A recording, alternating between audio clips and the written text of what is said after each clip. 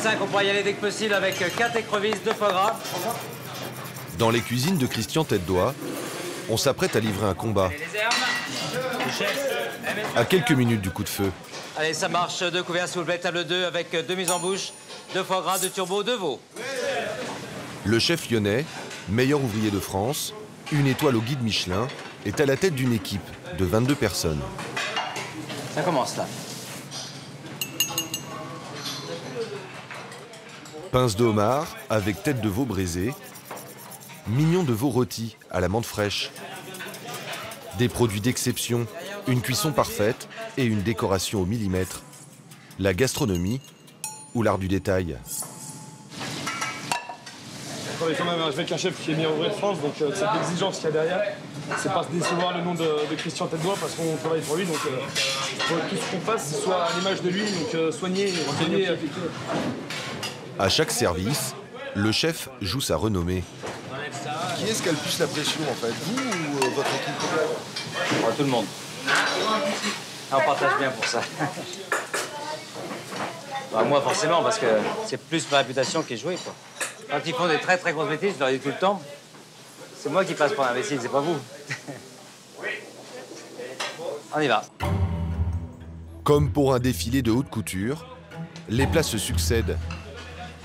Une qualité qui se paie entre 62 et 120 € le menu. Ce jour-là, à midi, pas une chaise de vide dans la salle feutrée du restaurant.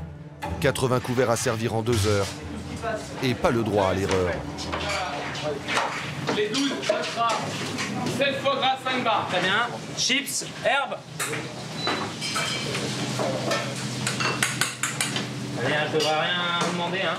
Ça devrait tout être amené, hein. Oui, chef. Au plus fort du service, la cuisine sort un plat toutes les 6 secondes. Pardon, vous êtes dans le jus. C'est un peu le moment de cours, parce qu'il y a toutes les entrées qui sont parties, maintenant c'est autour du poisson de prendre. Cette adrénaline là, c'est ce que vous aimez? Ah, c'est ce qu'on aime dans le métier, hein. Sinon on le ferait pas. C'est ce qui est beau. C'est beau quand tout est bien orchestré et que ça roule bien, c'est chouette. Pour que tout fonctionne, le chef d'orchestre est en fait un général. Une organisation quasi militaire, on appelle cela une brigade, avec une répartition des tâches précises et des cuisiniers aux ordres. En cuisine, comme à l'armée, il y a des grades. Un chef exécutif, un second, des chefs de partie, des demi-chefs et des commis. Une fourmilière où chacun a son rôle.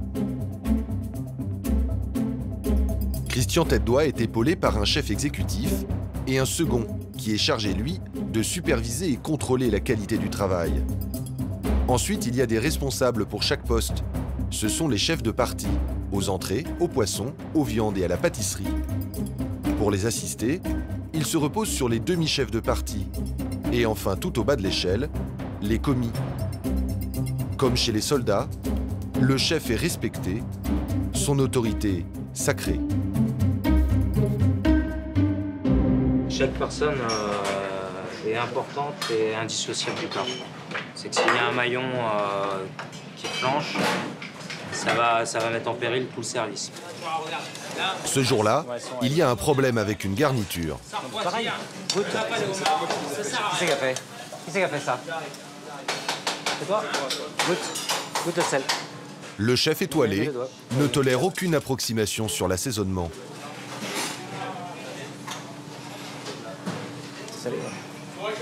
Christian Tête-Doigt va refaire lui-même le plat. Un œil sur ses assiettes, mais aussi sur ses troupes. Là, on a un grand angle. On voit tout ce qui se passe dans la cuisine. Et ça vous sert à quoi? Ça me paraît bien. Que les gens sachent qu'ils sont filmés, qu'ils ne peuvent pas tout faire. L'entreprise, c'est un sanctuaire, c'est un endroit où on vient pour travailler. On n'est pas obligé de s'aimer entre collègues, mais on est obligé de se respecter. Donc c'est un sanctuaire, l'entreprise. Donc il y a des règles, ils doivent les respecter. Donc ces caméras-là, vous les avez mis justement pour éviter les violences? Non, je ne les ai pas mis pour éviter les violences, mais je pense que ça participe à un effet un petit peu dissuasif. Ce que redoute le chef, ce sont des écarts de comportement, voire des brutalités au sein de sa brigade. Car depuis quelques mois, certaines grandes toques françaises sont mises en cause par une série de révélations. Brimades, harcèlement et même des coups. Le second de Joël Robuchon, attaqué en justice par un commis. Frédéric Anton, forcé de licencier un cuisinier violent. Yannick Aleno, décrié lui, pour des méthodes viriles. On déguste en salle, on trinque en cuisine. L'univers de la cuisine, des grandes tables et de la gastronomie qui fait de plus en plus rêver. La télévision y contribue d'ailleurs. Seulement derrière la quête d'excellence, il y a aussi la tension et la pression. Les émissions culinaires ont transformé les chefs en stars du petit écran et attirent une nouvelle génération de cuisiniers beaucoup moins dociles que les précédentes. L'omerta qui règne depuis des décennies dans la profession commence à être dénoncée. Le but du jeu, de toute façon, on l'a senti tout de suite, c'était de nous briser moralement. Je fais aussi toujours des cauchemars. C'est des coups qui font des bleus, qui font très mal sur le moment et qui laissent des traces. Face au scandale, la plupart des chefs français se serrent les coudes. Rares sont ceux qui acceptent de parler ouvertement des violences. J'avais passé un mec par le pass comme ça, je l'avais pris par la cravate avec son gilet et j'avais tellement tiré que le mec il est passé par le pass. Comment font les cuisiniers pour résister à tant de pression? Certains nous ont avoué leur dépendance à la drogue. C'est vrai que pour bosser, c'était génial, quoi. C'est comme ça que j'ai commencé vraiment à m'en mettre dans le nez, quoi, comme on dit, quoi. À taper toute la journée, quoi. Pour inventer des assiettes qui nous régalent, se jouerait en fait en coulisses une partie à couteau tiré.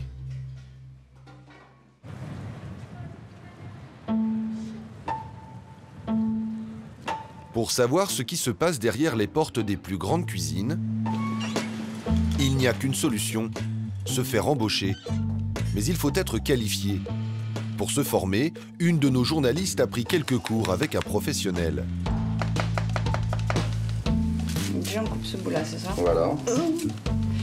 Histoire de connaître les rudiments du métier et d'entendre quelques précieux conseils.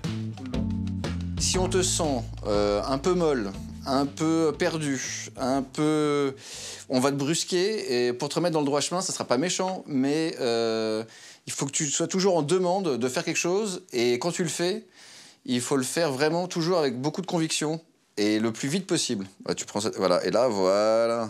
Ça, c'est pas mal. Voilà. Après un entretien, notre débutante réussit à intégrer un restaurant gastronomique parisien.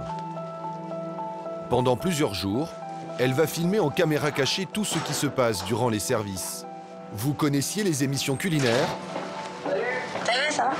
Voici les cuisines, comme vous ne les avez jamais vues. Le chef, c'est cet homme en tenue noire. Bonjour, chef. Notre journaliste travaille comme commis sous les ordres d'un sous-chef. Faut aller voir de la crème pour les connaître, c'est ça? Elle doit préparer les amuse-bouches. Le coup de feu approche. Ça marche, deux couverts, une embouteille séché pour suivre. À Omar Hudson pour suivre un agneau rosé à la part. Pour préparer victoire, juste deux amuse-bouches, s'il vous plaît. Oui, chef. L'ambiance dans une cuisine dépend souvent de l'humeur du chef. Ce soir-là, il est franchement de mauvais poil. On vous a demandé la crème liquide, là. Il n'y a personne qui va en chercher. Tu dis non, mais toi, tu t'en vas les couilles. Ah, t'es pas le patron. Ah, je te dis. Si je te demande de bouger ton cul, tu vas bouger ton cul. D'accord? Ouais, on est bien d'accord. Allô, service? Cuisinier, serveur, tout le monde déguste. Tu te démerdes, mon pote. D'accord? Donc là, je viens de t'envoyer les entrées. Si vous les avez pas mis à la bonne table, c'est pas mon problème. J'ai demandé 2 à la 43, s'il vous plaît. À la 43? Allô? Et la purée, vous me sentez, c'est de la merde. Allez, mailleuse, je peux pas voir ça. Et vous me retapez ce homard de merde, là. Ce sont des Du fromage mal découpé, et c'est le chef des entrées qui en prend pour son grade.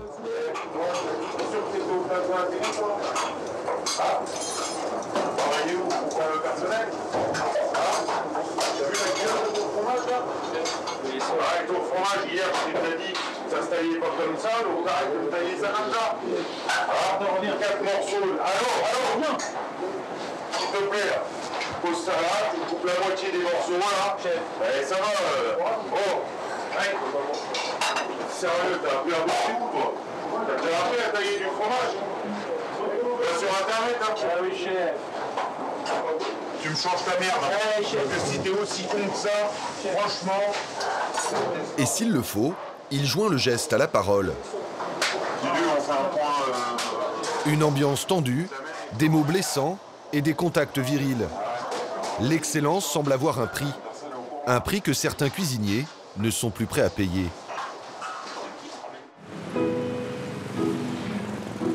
Au bas de la plus belle avenue du monde, une vénérable institution de la gastronomie a-t-elle été le théâtre de violences? D'anciens cuisiniers du prestigieux pavillon Ledoyen l'affirment. En juillet 2014, l'établissement où le menu peut atteindre 300 € est racheté par ce chef, au sommet de son art, Yannick Aleno. C'est ça que je veux partout là. C'est ça qui te donne le sucre, c'est ça qui donne la profondeur. Yannick Aleno, une figure des grandes tables parisiennes. En 2003, il est nommé chef dans le plus vieux palace de la capitale, le Meurice. 4 ans plus tard, c'est la consécration. À seulement 40 ans, il décroche 3 étoiles au guide Michelin. Bourré de talent, il prend la tête d'une douzaine de restaurants à travers le monde. Il crée même un magazine professionnel à son nom, YAM, pour Yannick Aleno Magazine. Chef, la télévision lui tend les bras. Il participe à des émissions culinaires. Le génie des fourneaux devient un personnage médiatique. Pas là, on baisse pas la tête alors. Il dégage tellement une aura qu'il me stresse pas. Mais il me tient vraiment en respect. J'ai l'impression de me retrouver, quand j'ai fait mes débuts chez l'Oiseau, commis, impressionné, un œil d'enfant, parce que c'est du méga lourd, ce chef. Pas ta vie. Pourtant, en mars dernier, ce chef respecté se retrouve pointé du doigt dans un article du site France TV Info.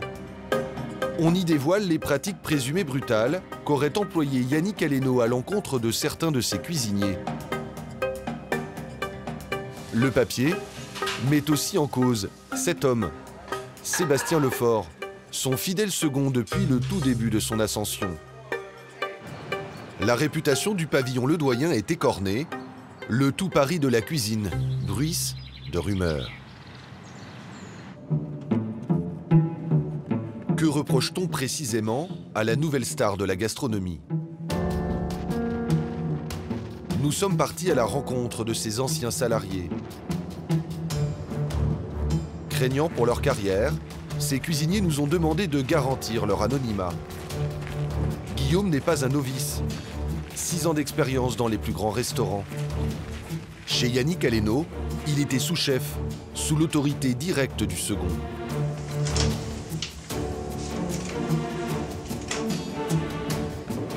Marie, elle, était commis depuis 6 mois au pavillon Ledoyen. Quand Yannick Aleno prend les rênes de l'établissement, selon eux, les conditions de travail se seraient brusquement durcies. On commence à avoir des journées de travail qui font environ 17 heures. C'est-à-dire qu'on commence à 8 heures le matin et qu'on finit à 1 heure, 1 heure et demie du matin, peut-être un petit peu plus tard que ça même. Et tout ça sans pause, 17 heures debout. Plus de pause pour café, plus de pause cigarette, pour aller aux toilettes, c'était compliqué. Et ni pour manger, ni l'après-midi en coupure. Plus rien. Vous ne mangez pas de la journée? Non. On ne mangeait pas de la journée. Le seul moment où on pouvait manger, c'était en se levant le matin ou en allant se coucher le soir. Une fois, on avait un temps de pause, on avait 3-4 minutes avant le service. Et donc, on a demandé à Sébastien Lefort et à M. Aleno si on pouvait prendre 2 minutes pour manger. Et la réponse a été que si on mangeait une fois, on prendrait l'habitude de manger. Donc non, on ne mangerait pas, parce que sinon on réclamerait tout le temps, tous les jours. Dans toute la profession, les cuisiniers bénéficient d'une coupure entre le service du midi et celui du soir. Elle aurait été remplacée par des séances de nettoyage quotidiennes qui se prolongeaient parfois jusque tard dans la nuit. Selon Guillaume et Marie, ils devaient récurer la cuisine avec ce type de décapant, des produits professionnels corrosifs. On était allongés par terre sur des sacs poubelles pour gratter le dessous des frigos, le dessous des pianos, les hottes, tout, vraiment tout à l'acide, sans gants parce qu'on n'en avait plus. C'était les rainures des plaintes, c'était les rainures des plans de travail avec le cure-dent, et tout ça sans protection. Moi j'avais les mains, j'avais plus de peau à certains endroits des mains, sur toutes les articulations, sur les joints en fait, enfin partout, j'avais plus de peau. Et en mettant des crèmes, ça me brûlait, donc je mettais pas de crème pour cicatriser. Sous la douche, ça me brûlait, quand je me lavais les mains, ça me brûlait. J'ai eu une belle brûlure sur la main, et la main baignant en permanence dans l'acide, ça s'est infecté. J'ai bien sûr montré cette blessure à mon chef, qui s'est tout simplement moqué de moi. Voilà. Il m'a dit « ta main, tu vas la perdre, tu vas avoir un moignon ». Ils s'en foutaient complètement. Des conditions difficiles donc. Mais le plus humiliant, selon eux, c'était le dénigrement systématique de leur travail, notamment par le second. C'était toujours allez, va plus vite, c'est nul, tu t'appliques pas, c'est de la merde, ce que tu fais, c'est un tas de merde. C'est un tas de merde, ça c'était son expression favorite. Quand vous rentriez le soir, qu'est-ce qui se passait? J'étais à bout. Je prenais ma douche pendant un quart d'heure en pleurant dans ma douche. J'étais à bout, je pouvais plus, je mangeais même plus. J'avais plus le temps de manger, j'étais fatigué, pour moi c'était une perte de temps de manger. Et ce qui m'a fait particulièrement craquer, c'est le moment où il y a eu la violence physique, qu'on m'a attrapé par le col de la veste et qu'on m'a dit que si j'étais pas contente, ils en avaient rien à foutre et que je pouvais partir. C'est à ce moment-là que j'ai craqué et que je me suis dit non, j'ai plus ma place ici, je veux partir. Guillaume, lui aussi, finit par rendre son tablier après un accrochage avec Yannick Aleno lui-même. Tout commence par une erreur à la partie viande. Une erreur qui aurait été commise par un autre salarié. Pourtant, c'est Guillaume qui en aurait fait les frais. Les assiettes, elles finissent par partir. Et monsieur Aleno me regarde et il me dit « Faites de la merde, ça vous dérange pas ?» Et il m'a pris par l'épaule, il m'a rabattu vers lui en me mettant un coup de genou dans la cuisse, une béquille, quoi. Et donc là, je l'ai regardé bêtement, j'ai pas eu de réaction. Et là, il me dit « Ça va pas ?» Je dis « Oui, en effet. » Et il me dit « Vous me faites chier, c'est moi qui ai mis les millions sur la table, j'ai pas de temps à perdre, vous me faites chier, j'attends votre démission à tous, et j'attends la tienne. » 7 jours seulement après l'arrivée de Yannick Aleno, la situation serait devenue intenable pour Guillaume. Le lendemain, il se rend chez un médecin qui constate une tuméfaction de la face externe de la cuisse gauche. Le traumatisme est surtout psychologique. Le médecin du travail déclare une inaptitude temporaire d'une durée d'1 mois et demi et précise: il présente ce jour un syndrome anxieux aggravé. Si la situation ne s'améliore pas, je l'ai informé qu'une inaptitude définitive sera à envisager. En réaction, dans un courrier, la direction du restaurant réfute. Nous contestons fermement tant vos affirmations concernant les échanges intervenus avec M. Yannick Aleno que la prétendue agression évoquée. À l'issue de son arrêt maladie, Guillaume ne reviendra pas dans le restaurant des Champs-Élysées. À l'époque, le délégué CGT de l'établissement s'empare de l'affaire et dénonce dans un tract: certains de nos collègues ont été victimes de pressions et d'agressions physiques de la part de certains cadres.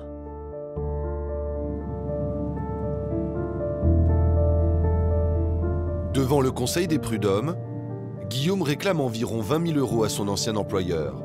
Mais à l'entendre, ce n'est pas l'argent qui le motive. Je suis en colère surtout quand j'entends parler de lui. Quand je le vois à la télé et qu'il est encensé, quand je lis des articles sur lui et qu'il est toujours encensé, ça m'énerve. Ce jour-là, il a rendez-vous chez son avocat avec en poche de nouveaux documents. Bonjour. Bonjour, monsieur. Vous allez bien? Oui, ça va. Merci. Oui, ça va. Lors de l'agression présumée, des témoins auraient assisté à la scène. Alors, celle-ci, c'est l'attestation de la personne qui a vu le coup. 2 anciens collègues de Guillaume confirment sa version. Monsieur Aleno l'a alors attrapé par l'épaule gauche et lui a mis une béquille dans la cuisse gauche. Selon l'avocat du jeune cuisinier, cette altercation ne serait pas due à un coup de sang du chef. Juste après l'agression, on aurait pu penser que monsieur Aleno déclenche un entretien pour s'excuser, que peut-être dans l'empressement, dans l'énervement, dans la folie de la réalisation des plats, eh bien il s'était emporté et il avait eu un écart de conduite. Et je minimise les faits, mais en réalité, il déclenche un entretien et il exige de monsieur qui lui donne sa démission. Donc cette agression, ça n'est pas un écart, simplement un énervement, mais bien au contraire, une volonté claire prise avec une décision qui est prise depuis le départ, à savoir que tous les salariés qui étaient en place quittent la cuisine.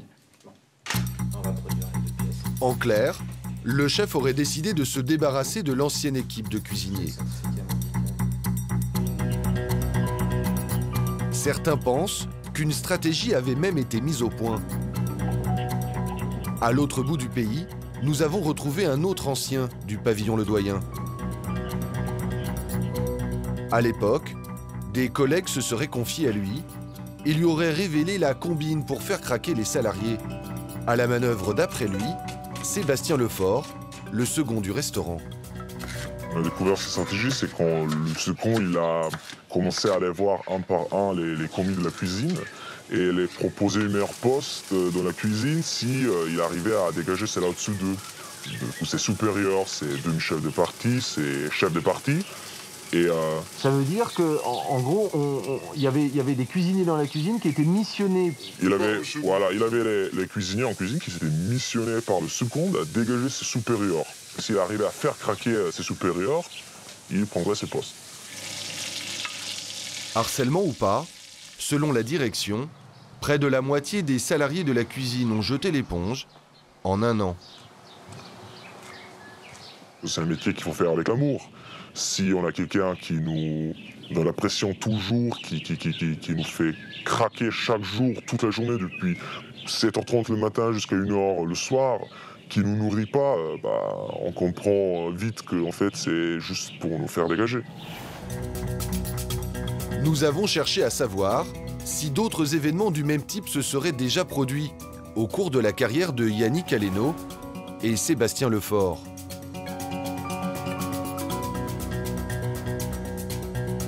Ce serveur a travaillé dans plusieurs restaurants de ce tandem de talent avant que les deux hommes n'arrivent au pavillon Le Doyen. En cuisine, en attendant que les plats sortent, Julien était aux premières loges. Comme ce jour où Yannick Aleno se serait énervé. Il a attrapé le commis par sa veste, l'a secoué, l'a insulté. T'es qu'une merde, t'es un branleur, tu dors, qu'est-ce que tu fais là si t'es pas content, tu prends tes couteaux, tu te casses.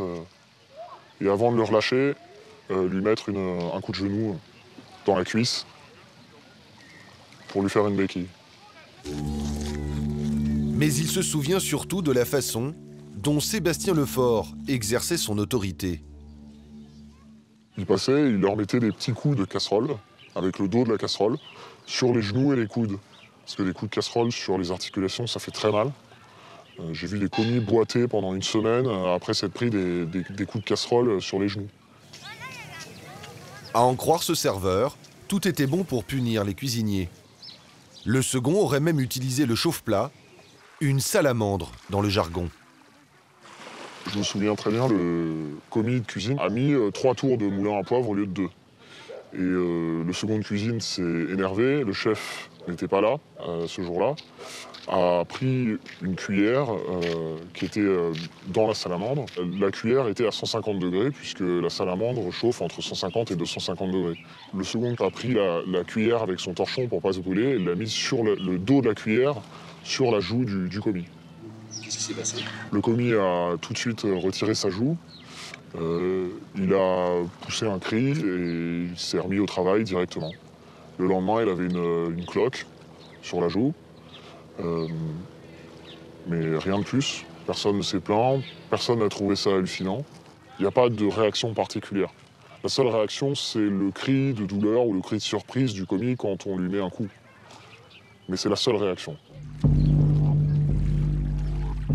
Face aux accusations et aux témoignages parus dans la presse, les salariés du pavillon Le Doyen se sont mobilisés en signant une lettre de soutien à Yannick Aleno. Un texte d'une page qui loue les qualités humaines du chef. Yannick Aleno, un entrepreneur qui manage ses troupes avec énergie, enthousiasme et rigueur, mais toujours avec le soin d'être juste. La lettre aurait été rédigée par un cadre de l'entreprise et signée par près de 90% des salariés. Yannick Aleno, lui aussi contre-attaque sur le site internet du Point. Il indique avoir donné instruction à ses avocats d'engager sans plus tarder des poursuites contre les auteurs de ces propos, particulièrement odieux. Et se dit profondément blessé par ces accusations. Nous avons sollicité le chef à maintes reprises pour recueillir son sentiment sur cette affaire. Seul son associé nous a répondu. Nous regrettons de ne pouvoir donner une suite favorable à votre demande tendant à filmer le pavillon Le Doyen et interviewer Yannick Aleno. Lors de notre enquête, l'avocat du chef nous a aussi adressé ce courrier. Monsieur Aleno réfute catégoriquement les accusations mensongères portées contre lui. Le pavillon Le Doyen respecte scrupuleusement la législation du travail et les règles d'hygiène et de sécurité applicables au secteur de la restauration. Alors, pour rencontrer le chef en personne, nous n'avons qu'une solution. L'attendre devant son restaurant. Après quelques heures d'attente, nous finissons par l'apercevoir. Monsieur Aleno, bonjour, Bertrand Bolzinger de Complément d'enquête, France 2. Je voulais vous poser une petite question par rapport au sujet qui nous intéresse, parce que je veux absolument vous donner la parole dans ce sujet. Concernant un certain nombre de témoignages qu'on a recueillis sur des conditions de travail difficiles au pavillon Le Doyen, sur des problèmes de violence, de nettoyage à l'acide, de brûlure.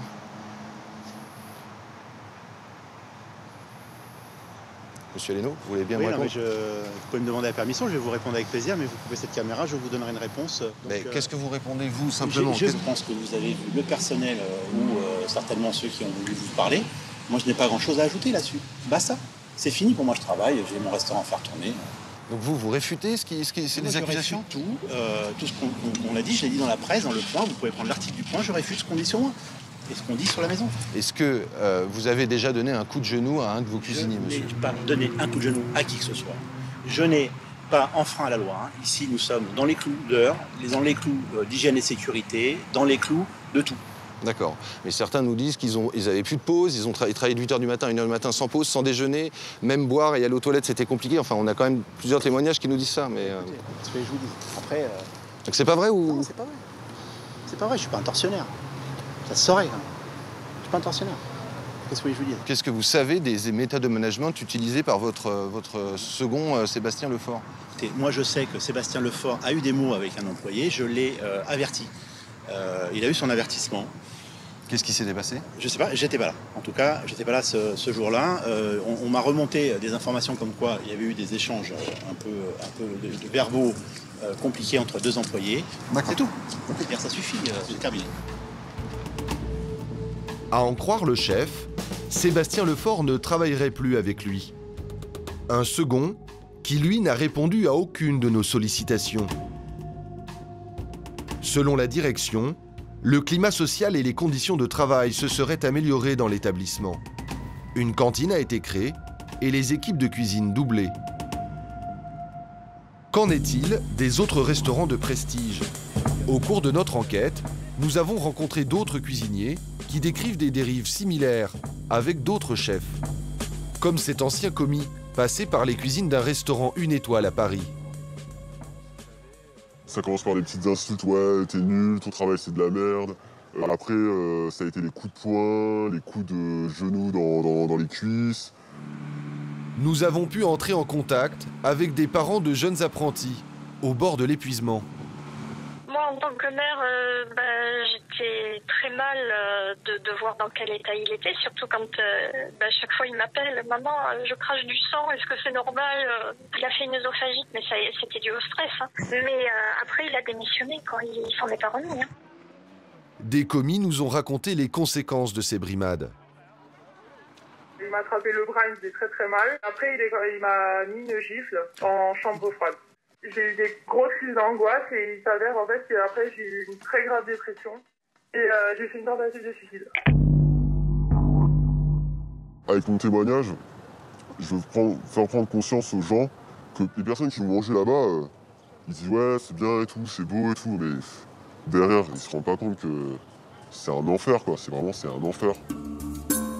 Dans un métier où le silence semble être la règle, difficile de libérer la parole. Les victimes commencent à parler, mais la plupart des chefs restent muets sur ce qui se passe réellement dans leur cuisine. Un seul a accepté de nous recevoir. À Angers, nous avons poussé la porte des cuisines du restaurant gastronomique de Jean-Marie Lepelletier. Il tient les fourneaux de la maison depuis 23 ans.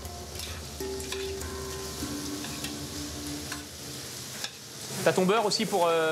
Il t'en reste pas du beurre blanc là? Ah non, j'ai tout dit. Ah ouais, merde. Avancez. Nettoie ton plan de travail, range, sois bien propre. Allez. Jean-Marie, un gros caractère, un fort en gueule. La violence, il en a lui-même usé. Ouais, j'étais gueulard, ouais. Gueulard impulsif, ouais. Ouais, c'est clair, ouais. Est-ce qu'on peut même dire que par moments ça vous est arrivé d'être violent? Ouais, je l'ai été. Je l'ai été, oui, c'est vrai, je l'ai été, parce qu'effectivement, on avait connu plus ou moins ça, et c'est vrai que comme on a l'impression d'être roi dans sa cuisine et d'être le bon Dieu presque, on se permet des choses, et effectivement, qui sont peut-être pas admissibles, hein, ça c'est clair. Hein. Mais c'est vrai que quand j'étais chef, il fallait que ça dépote, et puis finalement, il y avait de l'empoignade, ou il y avait un peu de violence, oui, ça c'est clair. Ouais. Avec la pression du service et le sentiment de toute puissance, okay. Et là, on aura un carpaccio avec un saumon. Jean-Marie reconnaît avoir parfois dépassé les bornes. Et Mylène, t'auras 2 fraises derrière. J'avais passé un mec par le pass comme ça, je l'avais pris par la cravate avec son gilet, et j'avais tellement tiré que le mec, il est passé par le pass. Et voilà, il est arrivé là, donc je le tenais toujours, quoi. Donc bon, voilà, c'est pas des choses à faire. Si je prends l'exemple du gamin... il y a une quinzaine d'années, qui était aux entrées ici, j'annonce le bon, il comprend pas, il fait n'importe quoi. À la rigueur, je vais le chercher, je le prends là, par le callback ici, je le prends là, je lui dis regarde le tableau, essaye de comprendre ce que je te dis. Et j'avais tellement serré fort qu'à un moment ou à un autre, effectivement, le gamin, il était tombé dans les vapes, quoi, parce que j'avais serré, non pas parce que j'avais envie de lui faire mal. C'est là aussi où il y a une grosse différence, hein, que moi, j'ai jamais tapé ou voulu faire mal au gars. Mais c'est dans l'instinct dans l'instinct du service, dans un moment ou un autre, le gars comprend pas, tu l'amènes et puis boum. Après, avec les bretelles de son tablier? Ouais, avec les bretelles de son tablier, ça l'avait serré un peu fort, j'avais une poigne et puis je le prends et puis je dis c'est complètement ridicule, enfin un moment ou un autre. Il s'est évanoui au bout de votre ouais, il tombait un peu dans les vapes et au bout du bras quoi, et tu te dis un ridicule quoi. Enfin je veux dire maintenant, c'est ce que je dis, j'accepterais plus ça de qui que ce soit ici en comportement quoi. Ça c'est clair.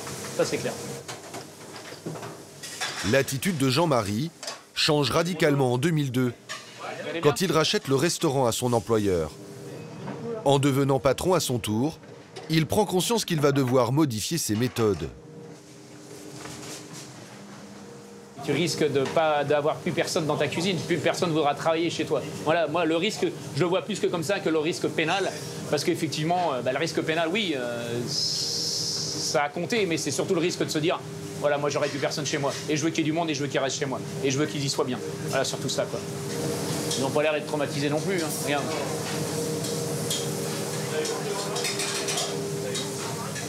Vous arrivez à imaginer comment il pouvait être Non. On en a parlé plusieurs fois et non.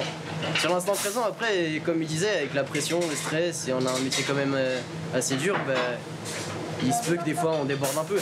Mais quand il m'en parle et comment je le connais, j'arrive pas à l'imaginer. C'est quelqu'un d'autre aujourd'hui. Les chefs doivent remettre en cause toute une culture professionnelle. Est-ce que vous pensez que vous êtes nombreux à avoir fait cet effort-là? Nombreux, pas assez sans doute. Pas assez sans doute, parce que justement, on se rend compte que ça commence justement à bouger. On a voulu médiatiser la cuisine, c'est très bien. Maintenant, il y a le revers de la médaille, c'est-à-dire que maintenant, les médias, ils sont rentrés dans la cuisine, et maintenant, ils voient exactement ce qui se passe en cuisine, avec les mauvais côtés de la chose. Face au grand déballage médiatique, quelques grands chefs tentent timidement de prolonger le débat dans la profession. Des bonnes intentions qui se heurtent au corporatisme. En décembre dernier, un manifeste est rendu public. 2 pages au titre évocateur « Touche pas à mon commis ». Les chefs s'engagent pour que les conditions changent dans les cuisines.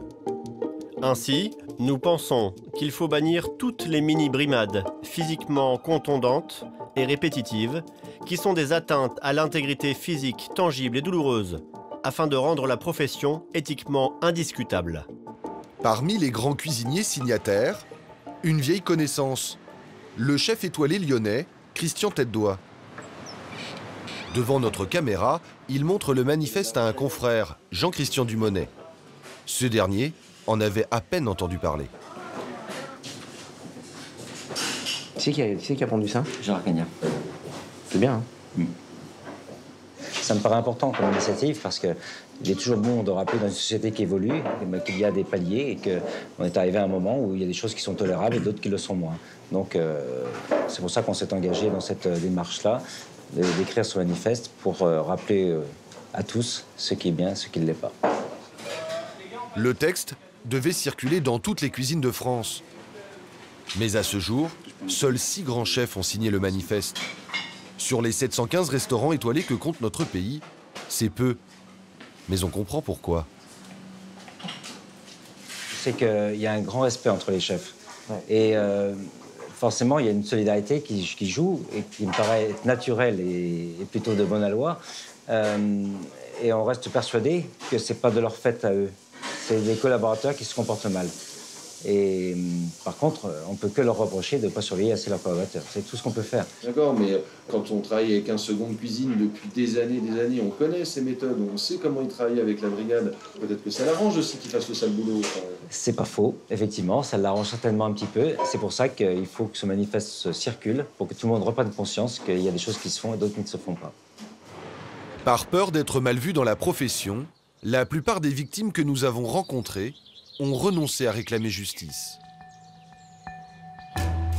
Lorsqu'ils s'y risquent, un parcours du combattant les attend. Yannick Biléga était commis dans cette brasserie très réputée de Lyon.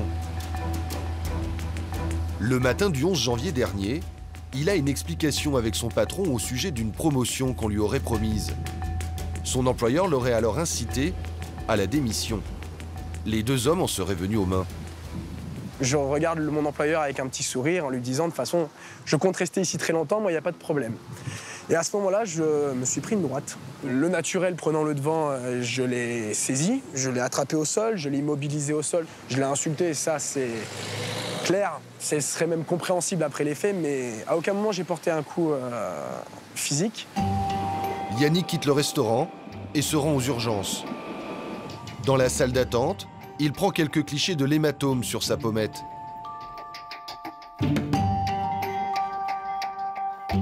Le médecin conclut à un traumatisme crânien et prononce une interruption de travail de 3 jours.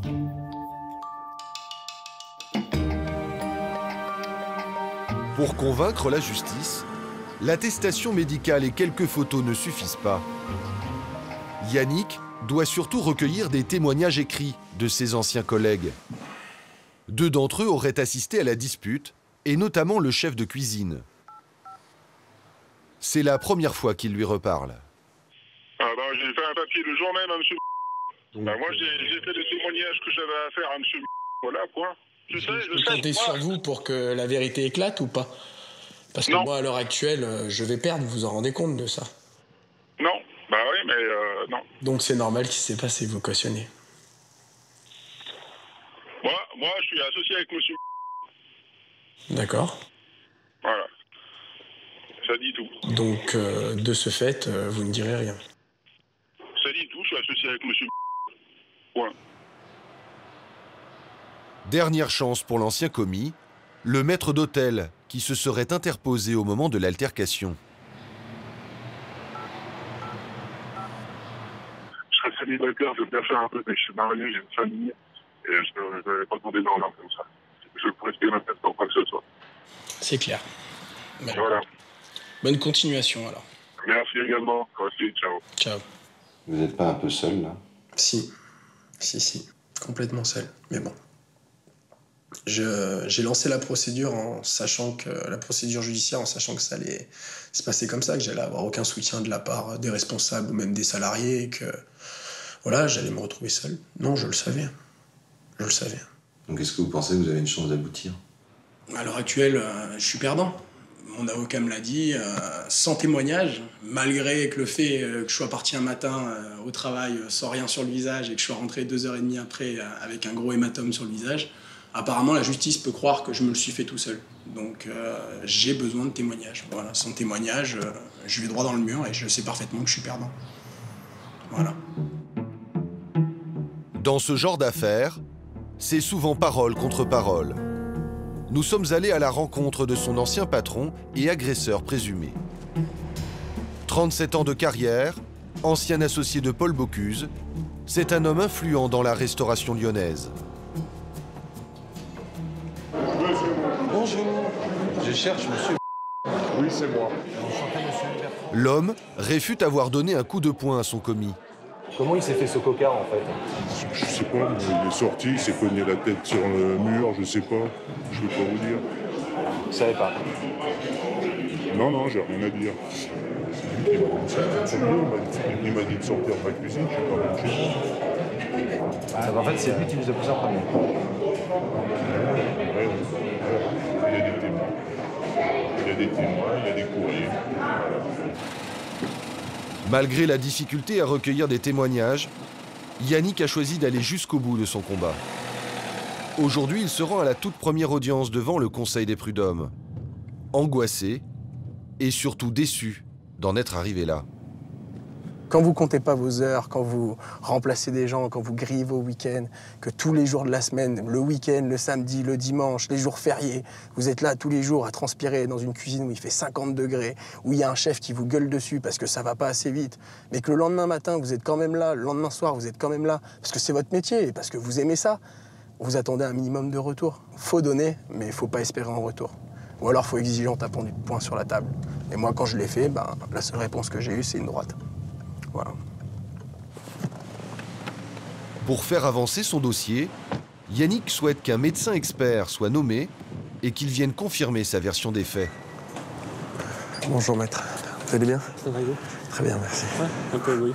Un peu stressé. Bon, ok. On va y aller? Ouais, d'accord. Même s'il est accompagné de son avocat, merci. Yannick redoute une confrontation difficile avec son ancien patron. Mais arrivé devant la salle d'audience, personne, ni l'employeur ni son avocat n'ont fait le déplacement. C'est une forme de mépris. C'est une forme de mépris et c'est le mépris qu'autorise la certitude de l'impunité. Imaginons un instant que dans une autre entreprise, un employeur s'en prend à un salarié, forcément qu'il y aura un enjeu, forcément qu'il y aura une présence. Ici, on a une absence complète, on a une forme d'indifférence à ce que va dire la justice. Avec cette audience, Yannick a obtenu une première victoire. Un médecin expert a bien été nommé. La procédure devrait durer des mois.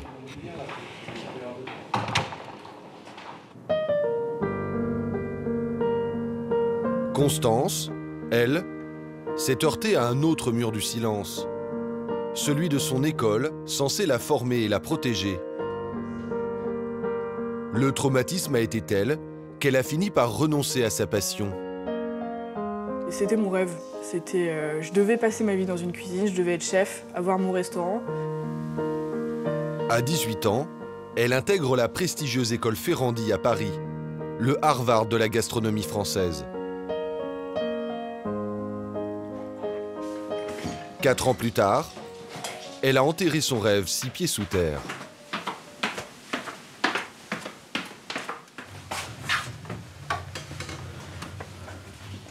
Donc voilà, alors là c'est mon sac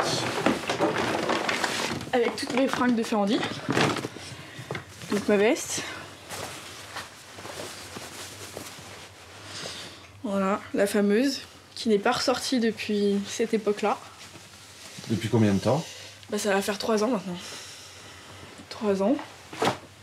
C'est des bons souvenirs pour vous, ça ou... C'était une fierté de porter ça, de porter cette veste et d'avoir toute la tenue parce que Voilà, moi la cuisine c'est mon truc. Donc forcément de tout déballer comme ça fait ressortir tous mes souvenirs, bons comme mauvais. Et voilà, c'est un peu nostalgique.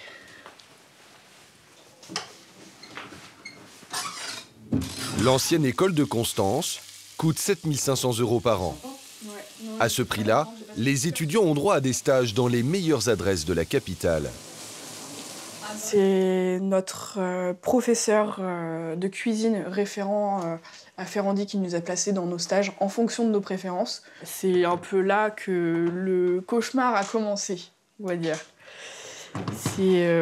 C'était ouais, mon premier stage et probablement le dernier. À l'occasion d'un déjeuner familial avec sa sœur et sa mère, Constance a accepté de revenir sur cette première expérience dans un restaurant parisien. Dès son arrivée, elle est confrontée au sexisme de la brigade, presque exclusivement masculine. Ça commence par « t'es une salope, une pute ». C'est des réflexions comme oh putain, je la prendrais bien par tous les trous ». Donc c'est des remarques assez sympathiques comme ça. L'ancienne stagiaire raconte aujourd'hui des événements qu'elle avait jusqu'ici gardés pour elle. Il faut savoir que le torchon, avec un bout légèrement humidifié, ça te fait des marques énormes, des bleus énormes sur les cuisses et sur les fesses. Donc oui, ça fait très mal. Un coup de torchon, ça fait très très mal.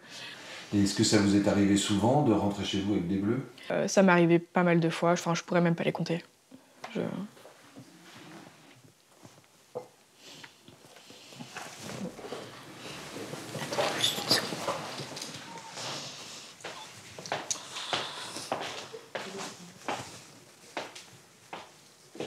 Vous saviez où ça, les coups de torchon, madame?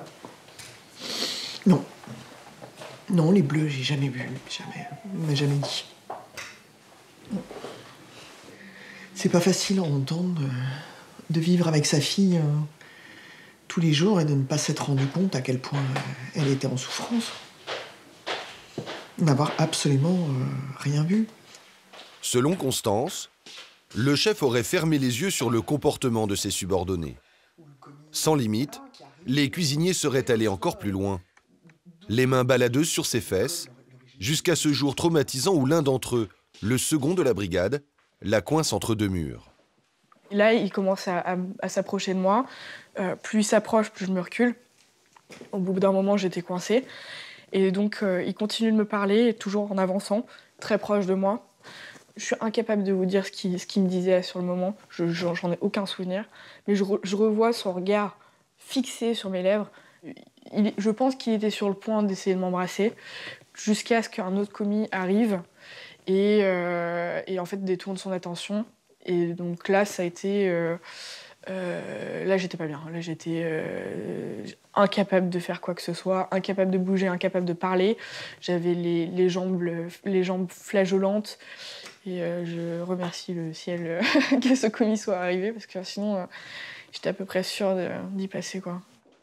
Pour obtenir de l'aide, la jeune femme se tourne alors vers une personne de confiance, son professeur de cuisine, celui qui l'avait placée dans le restaurant. Elle le supplie de la changer d'établissement. Il m'a répondu mot pour mot. « Constance, il faut que tu t'y habitues, ce sera comme ça toute ta vie. » Mot pour mot.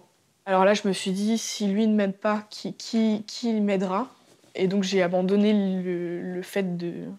j'ai abandonné l'idée de partir de ce restaurant et j'ai tenu jusqu'au bout, quoi. Constance sombre dans la dépression. Elle décide de quitter l'école à la fin de l'année. Un restaurant intouchable et le silence de son établissement ont eu raison de son rêve. Elle a repris des études, de journalisme cette fois, en Angleterre. Pourquoi l'école n'a-t-elle pas mieux protégé son élève? Pourquoi aucune plainte n'a-t-elle été déposée contre ce restaurant? Toutes ces questions, nous aurions voulu les poser au professeur que Constance avait alerté. Malgré nos messages répétés, il ne nous a jamais répondu. Bonjour, Bertrand Bolzinger, journaliste. Quant à la prestigieuse institution, Parce que j'aurais souhaité... pour seule réponse, elle nous a adressé ce mail. L'école ne souhaite pas s'exprimer ni bénéficier d'une interview comme vous l'aviez proposé.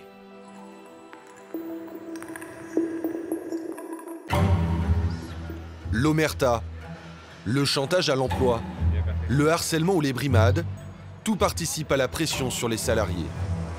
Dans le restaurant dans lequel nous tournons depuis plusieurs jours, comme dans beaucoup d'autres, les cuisiniers doivent avoir des nerfs d'acier.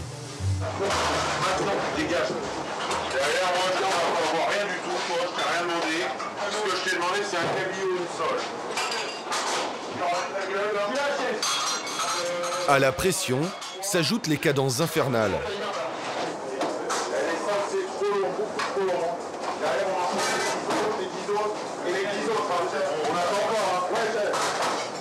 Des horaires à rallonge, 14 heures debout derrière les fourneaux dans le bruit et la chaleur, le tout sans broncher.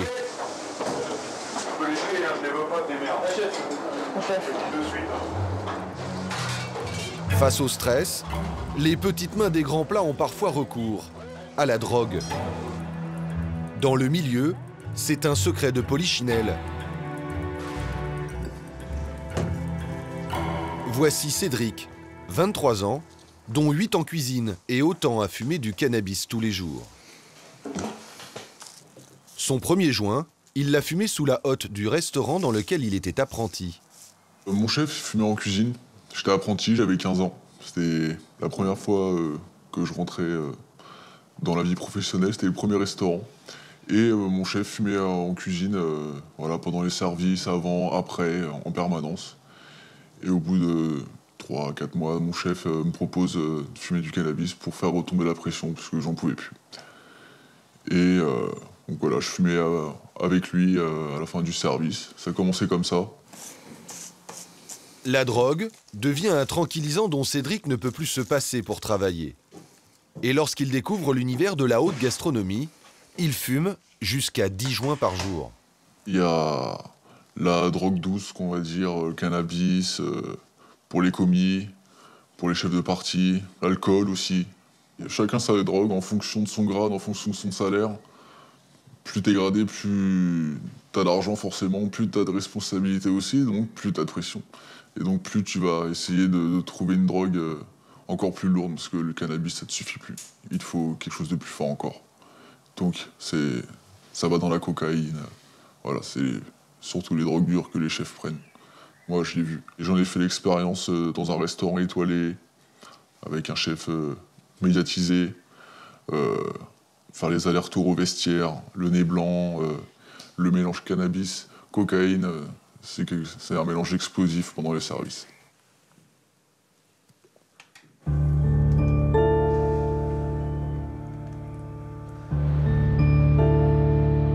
Nous avons retrouvé un de ses chefs, qui pendant des années s'est drogué pour tenir. Sa santé, sa vie de famille et sa carrière ont beaucoup souffert de son addiction.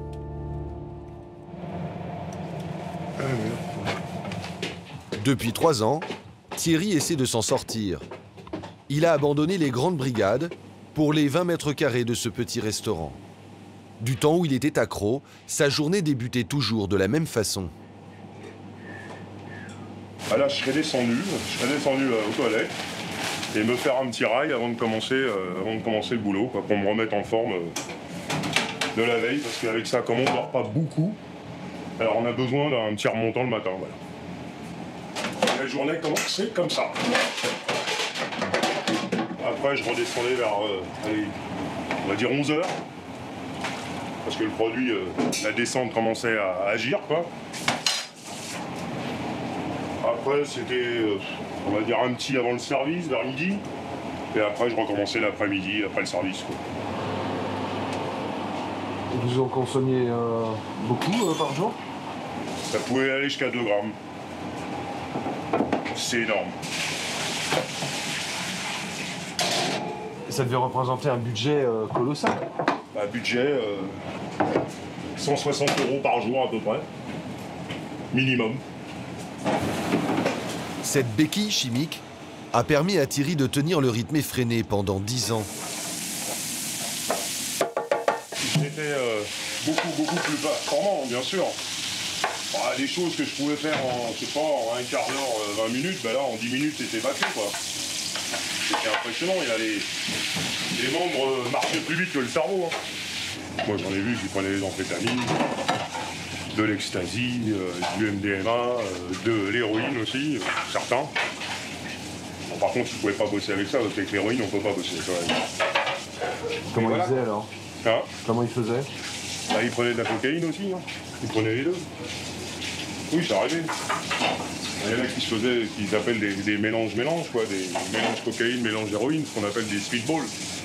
Et bah, ça fait un effet encore pire que la cocaïne, ça donne un coup de fouet, mais pire que la coke, quoi. Bon, des fois, c'était partie de rigolade. On s'éclatait pendant le service, parce qu'on était tous à peu près pareils dans le même délire. Mais par contre, il y a des fois, c'était un peu plus tendu. C'est quand on n'en avait pas. Alors là, ça commençait à être des engueulades. Ça pouvait même, des fois, en venir aux mains, quoi.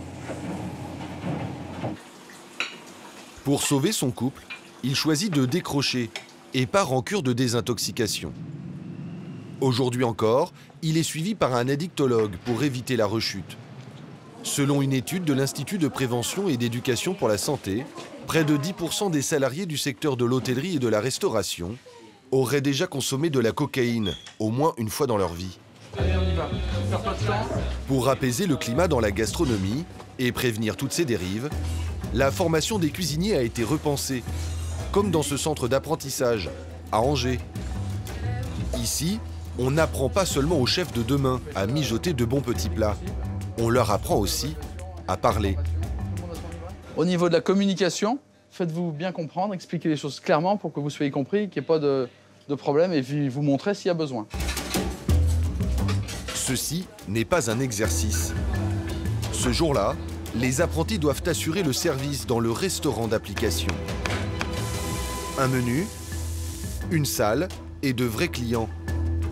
Les élèves sont évalués sur leur savoir-faire, mais aussi sur leur comportement. Hein? Tu concasses ça?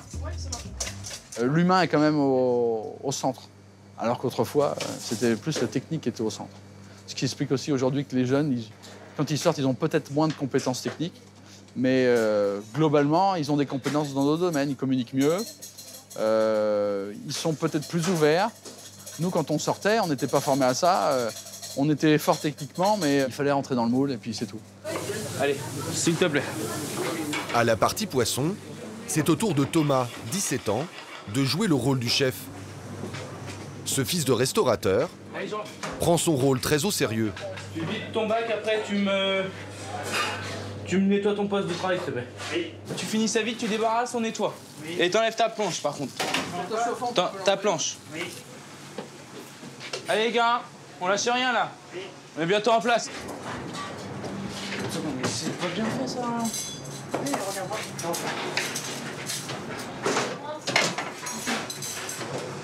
Avant, j'étais très caractériel en cuisine. Je gueulais pas mal, on va dire. Avec le chef, on a fait vachement d'efforts sur ça et maintenant, je gueule plus. J'active les autres. Je mets là un peu plus la pression pour moins gueuler, en fait. Allez, vire-moi tout. Ouais, voilà, tu mets ça là. Ça sert à rien à faire là, allez. Mais Thomas a encore quelques efforts à faire. Allô? Zen, tu prends une spatule, ce qu'il faut, voilà. Hein? Tu démarres ton service tranquille. Tout ça. T'as peu énervé, Thomas, là? Un peu. Pourquoi? Ça va passer vite. J'ai demandé plusieurs fois les choses et ça vient pas, donc ça énerve. Jérôme, les garnitures, on va se préparer, on va les dresser, allez.